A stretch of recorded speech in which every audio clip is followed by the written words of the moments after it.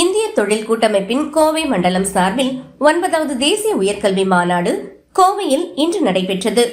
CII தெற்கு மண்டலத்தின் முன்னாள் தலைவர் மற்றும் GRG கல்வி நிறுவனங்களின் நிறுவன அரங்காவலர் R. நந்தினி சிறப்புரையாற்றினார்.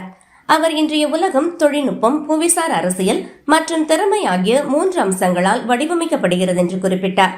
அடுத்த 10 ஆண்டுகளில் செயற்கை நுண்ணறிவு, மின்சார வாகனங்கள், செமிகண்டக்டர் மற்றும் பசுமை ஆற்றல் பெரும் முக்கியத்துவம் பெறும் என்றும், செமிகண்டக்டர் துறைக்கு மட்டும் 2030க்குள் 10 லட்சம் திறமையான பணியாளர்கள் தேவைப்படுவார்கள் என்றும் தெரிவித்தார். மேலும் அமெரிக்கா, ஜெர்மனி மற்றும் ஐரோப்பாவில் பல்கலைக்கழக ஆராய்ச்சிகளில் 60%க்கும் அதிகமானவை தொழில்துறையால் நிதியளிக்கப்படுகின்றன என்றும், தென்கொரியாவின் GDPயில் 5% ஆராய்ச்சி மற்றும் மேம்பாட்டில் செலவிடப்படுகிறது என்றும் குறிப்பிட்டார். CII தமிழ்நாடு பிரிவின் முன்னாள் தலைவர் மற்றும் குமரகுரு கல்வி நிறுவனங்களின் தலைவர் சங்கர் வானவராயர், கோவை அதன் தொழில்துறை திறமையால் தென்னிந்தியாவின் மான்செஸ்டர் என்று அழைக்கப்படுகிறது. ஆனால் உயர்கல்வியில் ஹார்வர்ட் அல்லது பாஸ்டனாக மாறும் ஆற்றல் கொண்டுள்ளது என்றார்.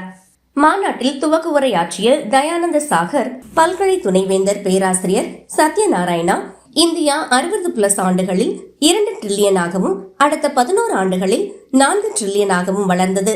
அடுத்த 5 ஆண்டுகளில் 6 to 8 டிரில்லியன் பொருளாதாரமாக மாறும் என்றும், அதற்கு பல துறை சார்ந்த அனுபவபூர்வமான கற்றல் அமைப்பு அவசியம் என்றும் கூறினார்.